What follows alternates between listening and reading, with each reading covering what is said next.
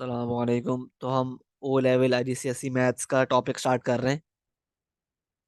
इसको हम बोलते हैं फाइनेंशियल ट्रांजैक्शंस इन मैथ। ठीक है। ठीक है, तो हम ये पढ़े होंगे, तो शुरू करते हैं विदाउट एनी फर्दर अडू।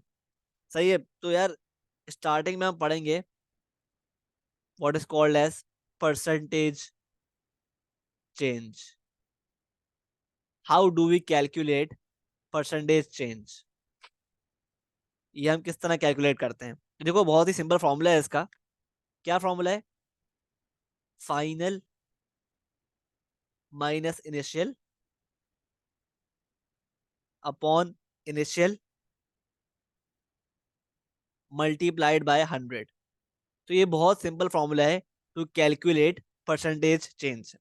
या एक और, आप इस तरह लिख लो इसको, इस फॉर्मूले को, और new minus old upon old into 100। ठीक है, ये दो तरीके हैं सेम फॉर्मूले को लिखने के। ठीक है, तो लेट्स ट्राई अ क्वेश्चन ताकि बात समझ में आ जाए किस तरह अप्लाई करना है।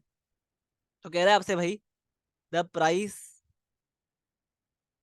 Of short of shirt sorry of shirt increased from $5 to $6. Find the percentage change. Find the percentage change in the price of the shirt. Of the shirt. ठीक है, सही है। तो इसको करने के लिए हम अप्लाई कर देंगे फॉर्मूला। क्या था formula? New minus old upon old into 100। तो मुझे बताओ, इस केस में शर्ट की प्राइस, ओल्ड प्राइस क्या है? $5। न्यू प्राइस क्या है? $6। तो पुट कर दो, old new, new minus old upon old into 100। ये अप्लाई करोगे तो आपके पास आंसर आएगा। आपके पास आंसर आ रहा है 20%। ये आ गया percentage change in the price of the shirt. सही है, तो इस तरह बेसिकली हम कैलकुलेट करते हैं थ्रू दिस फॉर्मूला। तो ये, तो इसमें आपसे कह रहा है इस क्वेश्चन में कि there were 40 students in the class, this year there are 45 students, तो फाइंड द परसेंटेज चेंज। तो क्या फॉर्मूला है परसेंटेज चेंज का? फॉर्मूला है भाई new minus old upon old into 100। सही है, तो जो क्लास में इस साल यानी न्यू बच्चे हैं, जो कहते हैं, मतलब जो इस साल बच्चे हैं, वो कितने हैं? 45। सही है, पहले कितने थे? 40। अब कितने हो गए? 45। तो ये है न्यू वैल्यू और ये है ओल्ड वैल्यू। सही है, तो new minus old upon old into 100। Solve करो, आंसर क्या आएगा? आंसर आएगा 12.5%। ठीक है, तो इतना इजी है निकालना। सही है, ठीक है। तो सिमिलरली आपसे बोलता है कि नेक्स्ट क्वेश्चन में बोलता है कि in a sale, sale a product, a product is priced at 40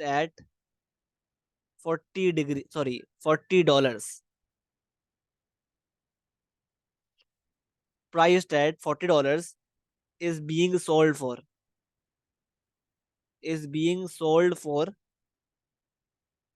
$30. Find the percentage change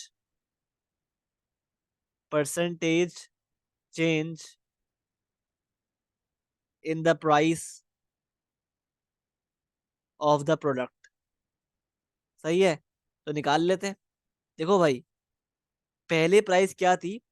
जो प्रोडक्ट की प्राइस क्या थी? $40। लेकिन सेल में कितने की मिल रही है? सेल में मिल रही है $30 की। तो ये है न्यू प्राइस आफ्टर सेल और ये है ओल्ड प्राइस। तो किस तरह निकालेंगे? New minus old upon old into 100। तो आपका आंसर जो आएगा, अल्लाह भला करे आपका, -25%। -25%। ठीक है। तो -25% का क्या मतलब है? इसका मतलब है, माइनस क्यों आ रहा है यहाँ पर?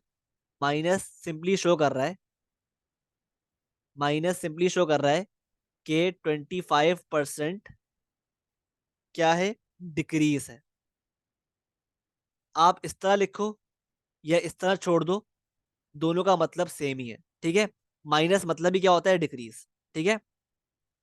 तो ये दो आपके आंसर्स हैं। ठीक है। तो बेसिकली इतना इजी होता है। ठीक है ये। तो आई होप बात समझ में आ गई है किस तरह हम सॉल्व करते हैं परसेंटेज चेंज के क्वेश्चंस। ठीक है। तो आगे मूव करते हैं। अब हम पढ़ते हैं नेक्स्ट कॉन्सेप्ट हमारा इस टॉपिक में है। क्या कॉन्सेप्ट है वो? बेसिकली कॉन्सेप्ट है वो प्रॉफिट और लॉस का। सही है। तो वो देख लेते हैं। यार देखो, अगर तो मेरे पास, पहले समझो बात को। ठीक है। कि अगर मेरे मेरे पास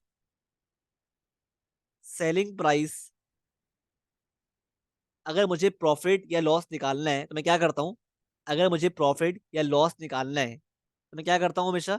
मैं सेलिंग प्राइस को में से कॉस्ट प्राइस ना माइनस कर देता हूँ। कॉस्ट सेलिंग प्राइस में से कॉस्ट प्राइस माइनस कर दूंगा तो मेरे पास क्या आएगा? या तो प्रॉफिट आएगा या आएगा लॉस। सही है।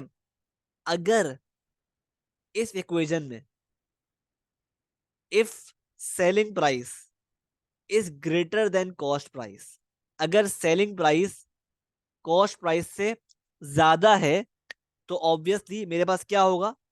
मेरे पास होगा प्रॉफिट। लेकिन अगर सेलिंग प्राइस कॉस्ट प्राइस से कम है तो उस सिनेरियो में मेरे पास होगा लॉस। ठीक है। तो आई होप बात समझ में आ गई है। ठीक है। ठीक है। तो इस तरह बेसिकली हम प्रॉफिट या लॉस कैलकुलेट करते हैं। ठीक है। किसी भी चीज का। ठीक है। कि हम सेलिंग प्राइस में से कॉस्ट प्राइस माइनस कर देते हैं। तो फिर हम देखते हैं अगर सेलिंग प्राइस बड़ी है कॉस्ट प्राइस से तो होगा हमारे पास प्रॉफिट, और अगर सेलिंग प्राइस कॉस्ट प्राइस से कम है तो उस केस में हमारे पास होगा लॉस। ठीक है। तो ये आपस में ताल्लुक है इनका, प्रॉफिट और लॉस, और सेलिंग प्राइस और कॉस्ट प्राइस। ठीक है। सिमिलरली अगर अगर मुझे सवाल में उसने मांगा हुआ है कि भाई निकालो परसेंटेज प्रॉफिट, भाई निकालो परसेंटेज प्रॉफिट, तो मैं किस तरह निकालूंगा?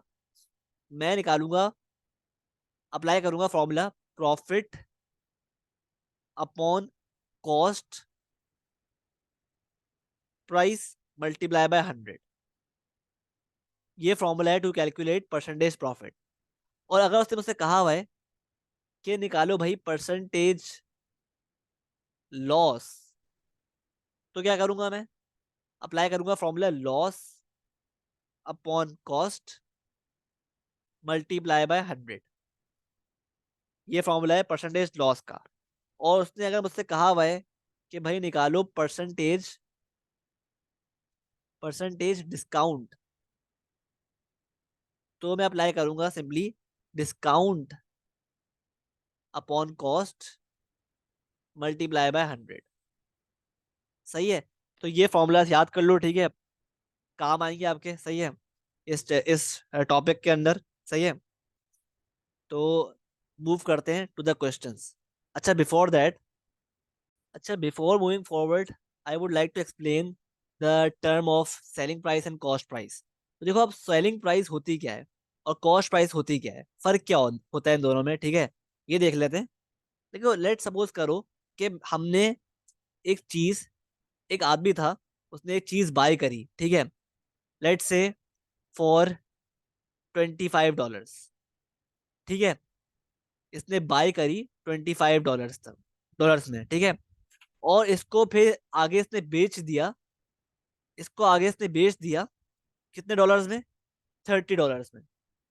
ठीक है, तो उस बंदे के लिए ये प्राइस जो है ना, ये प्राइस जो है, ये क्या कहलाएगी, कॉस्ट प्राइस। और जिस प्राइस में उस बंदे ने इस चीज को बेचा है ना, वो कहलाएगी सेलिंग प्राइस। सेलिंग प्राइस, ठीक है, सही है। तो ये फर्क होता है कॉस्ट प्राइस और सेलिंग प्राइस में, ठीक है।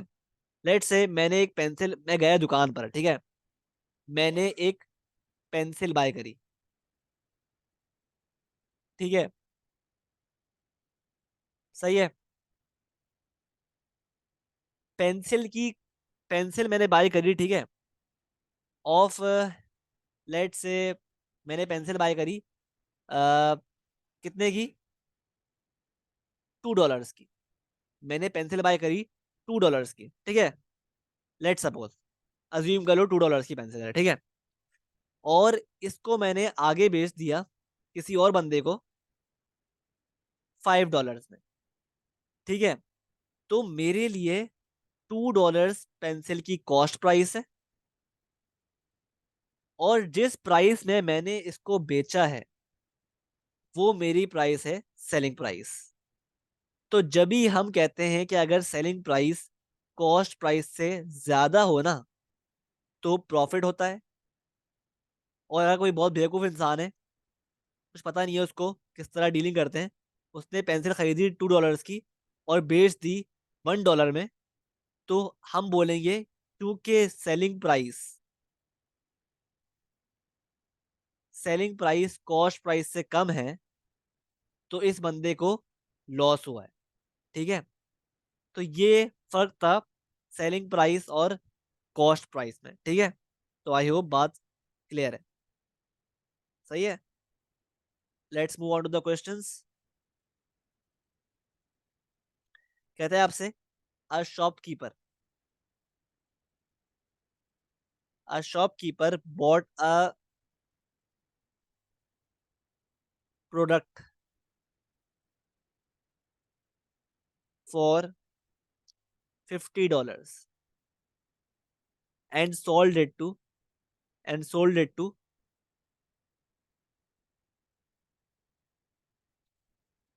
it at $55. Find his profit, find his profit, also calculate percentage profit,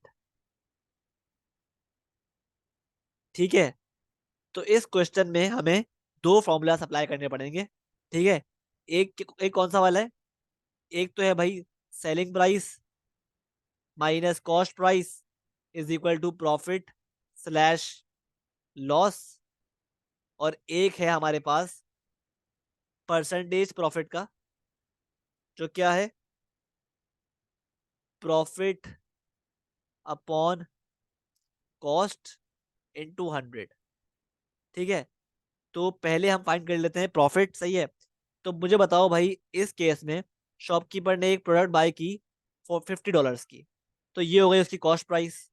और बेची कितने में, बेची उसने, सेलिंग प्राइस क्या हो गई, $55। तो हम क्या करेंगे, $55 माइनस $50, क्या आ रहा है प्रॉफिट, प्रॉफिट आ रहा है $5 प्रॉफिट, ठीक है। प्रॉफिट आ गया। अब निकालते हैं हम परसेंटेज प्रॉफिट। तो क्या हो गया ये, 5 अपॉन कॉस्ट, कॉस्ट क्या थी, कॉस्ट प्राइस $50, 50 × 100, तो ये हो गया आपका 10%, ठीक है। तो इस तरह हमने अप्लाई कर दिए फॉर्मूलाज ऑन दिस क्वेश्चन। ये आपके आंसर्स हैं, ठीक है, सही है। तो आज तक के लिए इतना ही, ठीक है। इन द नेक्स्ट वीडियो हम इंशाल्लाह आगे बढ़ेंगे, सही है, with more concepts and more questions, ठीक है। तो तब तक के लिए बाय। और अगर आपने चैनल को सब्सक्राइब नहीं किया, लाइक नहीं किया, शेयर नहीं किया, तो कर दो। और प्लीज़ इस चैनल को मैक्सिमम लोगों तक पहुंचाओ, ठीक है। और व्हाट्सएप ग्रुप्स में पहुंचाओ, ठीक है, जो आपके फ्रेंड सर्कल्स हैं जितने भी, हर जगह इसको लिंक डाल दो, शेयर कर दो। ठीक है, तो मिलते हैं नेक्स्ट वीडियो में।